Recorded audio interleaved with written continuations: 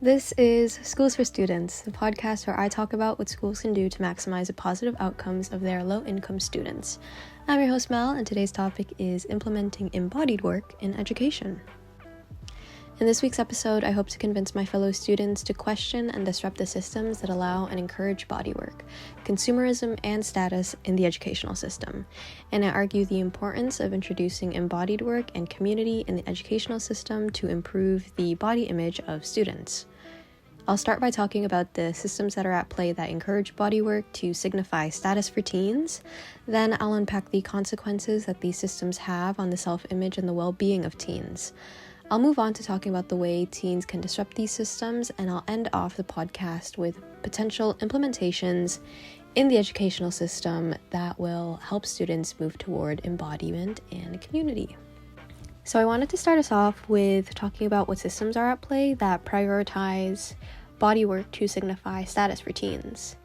So in Zwolilski, and forgive me if I mispronounce her name moving forward, their 2021 textbook, Body Studies in Canada, Critical Approaches to Embodied Experiences, they explore the importance of social status in the lives of teenagers due to having little economic and political power to help signify their reputation.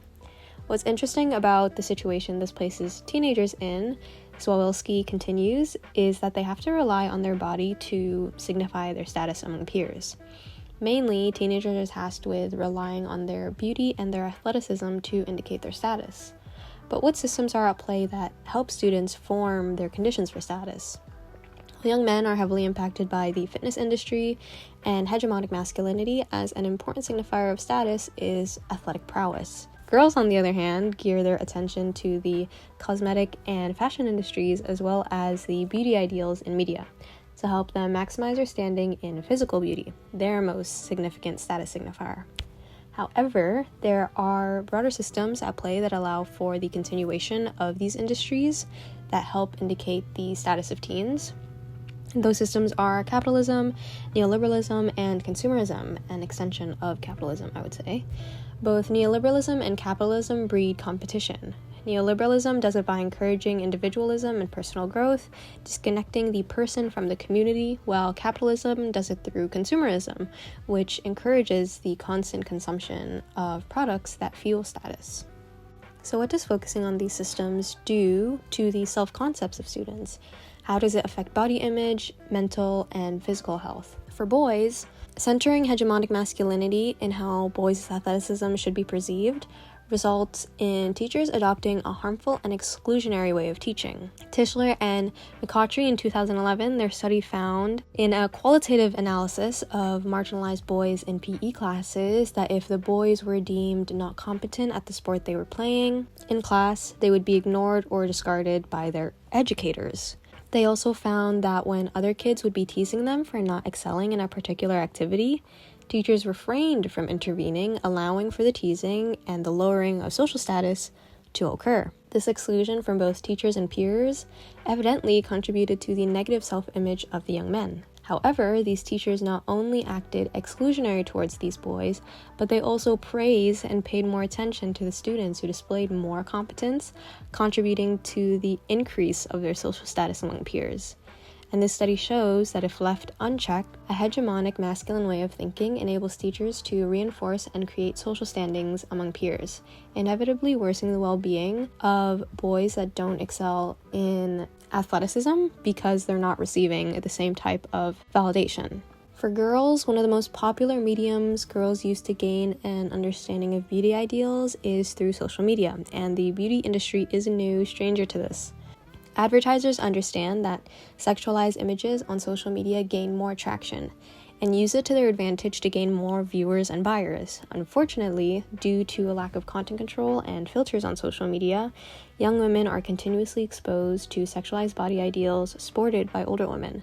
And this constant exposure creates room for girls to compare themselves. And again, we're coming back to this idea of competition to not only their peers, but then also with the women they see on their timelines. And researching more of this phenomenon, Palawa and their colleagues in 2023 found that young women internalize unrealistic beauty standards due to the sexualized images and advertisements they see on social media, which leads to a negative self-image and body dissatisfaction. Returning back to the systems of capitalism and neoliberalism, they themselves, in general, have negative impacts on the well-being of students. Studies have shown that neoliberalism mindsets, that is, mindsets that prioritize the individual and their accomplishments, lead to loneliness and worsened well-being.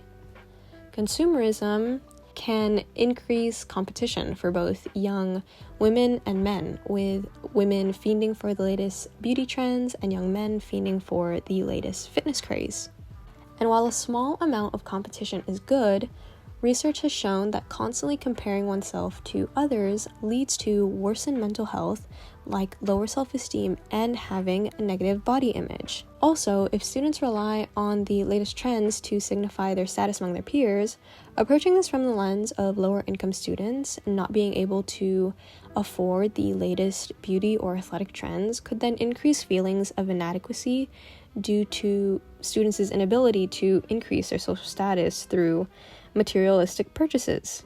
And so how can we disrupt these systems so students focus less on status and maybe move toward embodiment? Well, my first recommendation would be to question the bodywork standards our parents and our teachers expect us to fulfill. Many of the boys interviewed in the Tischler and McCautry study detailed how they would have felt more comfortable in their gym classes if they were given the chance to express their physicality in unconventional ways, with one boy talking about his proficiency in the game Dance Dance Revolution and it helping his physical well-being, but not being able to show that to his classmates. And putting forward different ideas to express physicality enables students to be more confident in their skills and also disrupts the current ways athleticism is expected to look like for kids.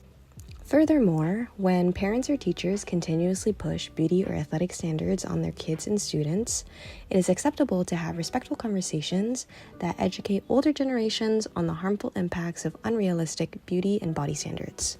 And the second recommendation I have is to question your consumer practices, like by advocating for lessons in your classrooms that explain the role that capitalism plays in making us constantly do body work or want to engage in body work.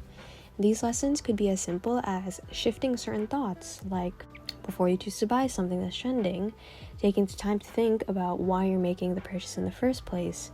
Is it to increase your social status, or does it make you feel more embodied, more like yourself? By questioning the products peddled by beauty industry and consumer capitalism, students are not blindly submitting themselves to the rank of social status and are critically engaging with how they want to show up in the world and for themselves. Moreover, if you notice that a certain brand continuously invades your timeline to make you feel negatively about your body, you can block them from your feed, or even taking the time to validate your body. Doing all those things could help lessen the negative effects this media has on your self-image. Indeed, studies have shown that media literacy has the ability to improve the self-concept and image of individuals. So what could schools do to reduce the importance of status and competition and instead help improve students' self-image? I would argue that you could introduce radical collaboration in the classroom. Radical collaboration is defined as a way of working with others that emphasizes working in a, I quote, open, transparent, and inclusive manner, end quote. What's so brilliant about radical collaboration is that it does not prioritize hierarchy or status. It's simply working with others to maximize trust, empathy, and creativity. By introducing radical collaboration in classrooms, this could work as a buffer to status if students are more focused on helping one another rather than seeking competition with one another.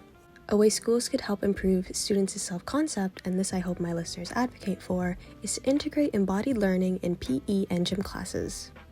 Embodied learning is a form of education that prioritizes the importance of learning through one's body and feelings rather than through only their minds. In a review of the benefits of embodied learning in gym classes, Artin and colleagues in their 2021 study were able to find that through embodied learning, students engaged more in critical thinking and reflection. They also found that by allowing the students the opportunity to semi-direct their type of physical learning, that enabled them to create more meaningful experiences and increased physical awareness. So this demonstrates that by allowing students to engage in embodied work, this can eventually lead them to not only be more aware of their body and how it feels, but also it allows them to think more critically about the bodywork social status pressures them to participate in. And this was today's podcast, everyone. Thank you so much for listening, and I'll see y'all in the next one.